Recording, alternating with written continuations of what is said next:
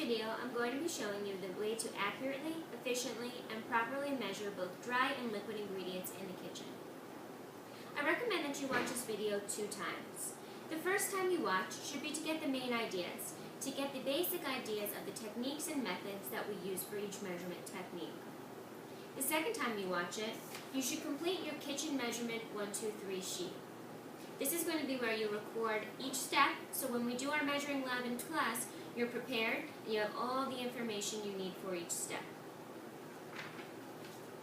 Of course, if you want to watch the video more than 2 times, please feel free to. You can watch it as many times as necessary in order to understand the processes and techniques of measurement. You can also pause it, rewind it, and replay any sections as you need to. The first 2 sections of the video you're about to watch include silent demonstration. That means that you won't hear me talking, so it's especially important that you pay close attention and watch the moves that I'm making in order to prepare to measure. Those 2 sections are going to be broken out into 3 steps. Think about what you saw me do, and you will write 3 steps that are necessary in order to prepare to measure. After that, you'll hear me talking, and I will guide you through both steps 2, that's for measuring dry ingredients, and step 3, measuring liquid ingredients. This sheet will be very important for you to be able to come in and be successful in our measurement lab.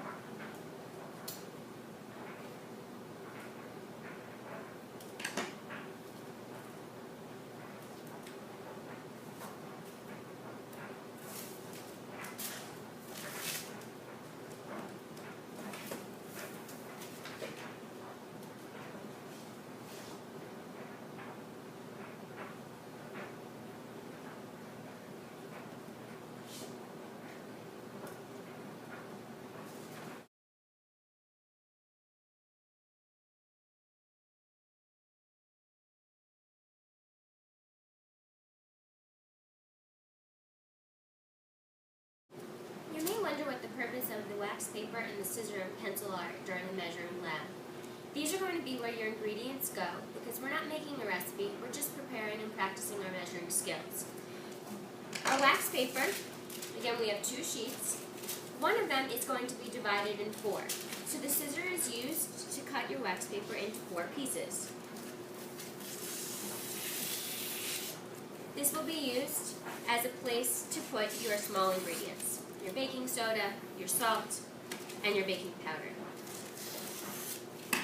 You'll have 1 extra because we only have 3 small dry ingredients, so you'll have an extra in case you need it. The large piece of wax paper is for our largest ingredient. That's going to be our flour.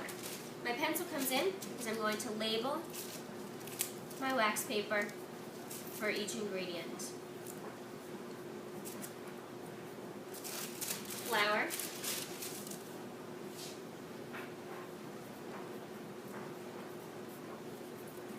baking soda,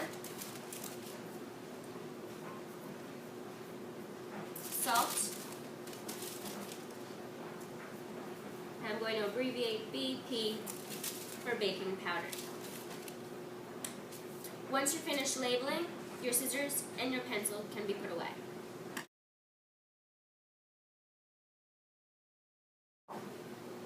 Now that I have all my supplies out and my wax paper cut and labeled, I'm ready to start my measuring techniques. If you take a look at your recipe sheet, you'll notice we have 4 dry ingredients. Dry ingredients are ingredients that have a powdery or grainy texture. In this case, our dry ingredients would be flour, baking soda, salt, and baking powder. Other common dry ingredients could be rice, could be sugar. Those are most of the common dry ingredients that we would use here in Family and Consumer Sciences. All of the dry ingredients are measured using the same technique. Let's take a look at our dry measuring technique. There's 3 parts to it. Starting with our first ingredient, which is flour, take a close look. Watch the technique that I use to measure out this ingredient. Again, there's 3 parts. Try to see if you can spot the 3 different parts of the measuring technique. Okay. That's number 1. Here's number 2. And here would be number 3. Let's see it again. 1, 2, and 3. The technique that we use to measure dry ingredients is called dip, level, pour. You'll often hear our teacher referring to DLP. That's how we abbreviate dip, level, pour. Let's see it again now that you know those 3 steps. The first thing that you want to do is dip your measuring cup into your dry ingredient so that the measuring cup is completely filled and mounded over the top. You should see your ingredient mounding over the top of your dry measuring cup.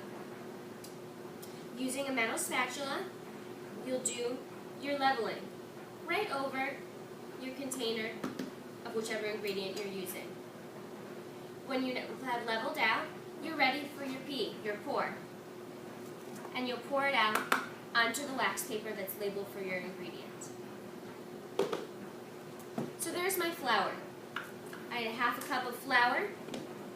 I use a dry measuring cup for my dry ingredient, and I want to check that I make sure that I have the correct amount that I need. I see here for sure that it says 1/2, and I'm good. My next dry ingredient would be baking soda. Again, it's a dry ingredient, so I'm going to use the DLP technique. I'm going to dip, level, and pour. I need 1 teaspoon of baking soda. I'll check and make sure that I have my 1 teaspoon. I'm correct. So I dip, making sure that I have my measuring spoon overfilled, mounding over the top. In this case, I can use the box itself as my leveling, as the flat surface, to get that measuring spoon completely filled and even with its surface. And then I can pour onto my wax paper designated for baking soda. After baking soda comes salt. Your flour and your salt are kept on the counters in your kitchens, and the baking soda and baking powder would be found in your small ingredient bins within your flour cabinet. If your canister has a scoop inside, take it out and put it away while you do your DLP. For salt, my recipe tells me that I need 1 tablespoon, so I'll have my tablespoon measured. I've checked that it's correct. Again, I'll dip. What am I looking for? I'm looking for my measuring spoon to be mounded over, for there to be plenty of extra so that spoon is overfilled. There's no top of the box for me to level off with here, so in that case you use your spatula. Level and pour onto your appropriate wax paper. Scoop goes back in if you have one, and top goes back on. Last but not least is my baking powder. My baking powder, I need 1/2 teaspoon. On the top of your baking powder, whether you have a canister like this or a yellow one with a plastic top, will come right off, and you will have a surface again that you can use to level. Think about the 3 techniques that I use. My DLP. There's my dip. Again, take a look. It's overfilled. Level on the cap and pour onto my wax paper.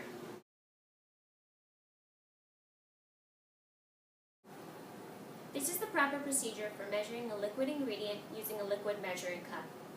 A liquid measuring cup can be plastic or glass, and it has a specialized design that makes it perfect for pouring liquid ingredients. It has a handle, and it has a spout for making pouring out the liquid ingredients neater and easier. Liquid ingredients would include common kitchen ingredients such as milk, oil, or water. When you're measuring a liquid ingredient, there are 3 ways to ensure the accuracy of the ingredient that you're measuring. The first way is to make sure that you have chosen the correct measuring cup for the job that you are doing. In your kitchen, you will have 2 different sizes of measuring cups, one smaller and one larger. Here's the way that you know which one to choose. If you are measuring an ingredient that is 1 cup or less, you would want to use the smaller measuring cup. This is a 1 cup liquid measuring cup. If you have an ingredient amount that is more than that, you would use the 2 cup liquid measuring cup. There are even liquid measuring cups that are more than that. Once you've made sure that you've selected the correct size of liquid measuring cup, we're ready to get started. In our measuring lab, we're going to be using 1 cup of water. Watch carefully the procedure that I'm going to use. The water will come directly from the faucet. I'm going to identify the 1 cup line on my liquid measuring cup, or whichever line it is that you need for that particular recipe. You'll turn your water on and fill until it appears to be reaching the line that you need. Again, I need 1 cup, so it looks that I'm approximately at the 1 cup measurement. Here's the second way to ensure accuracy in your liquid measuring cup. When you want to check your measurement, you need to put that measurement or your liquid measuring cup onto a flat surface, such as a tabletop or a countertop. The third way that you can ensure accuracy in your measurement is to check that measurement at eye level. This is something that you're probably very familiar with from science class. So I will go down so my eyes are level with the measuring cup line. I'll bend at the waist and check that liquid measurement cup. When I go at eye level, I'm getting a more accurate reading of the measurement itself. I can see when I check at eye level that I'm exactly at the 1 cup line, so my measurement is correct and I'm ready to add it into my recipe.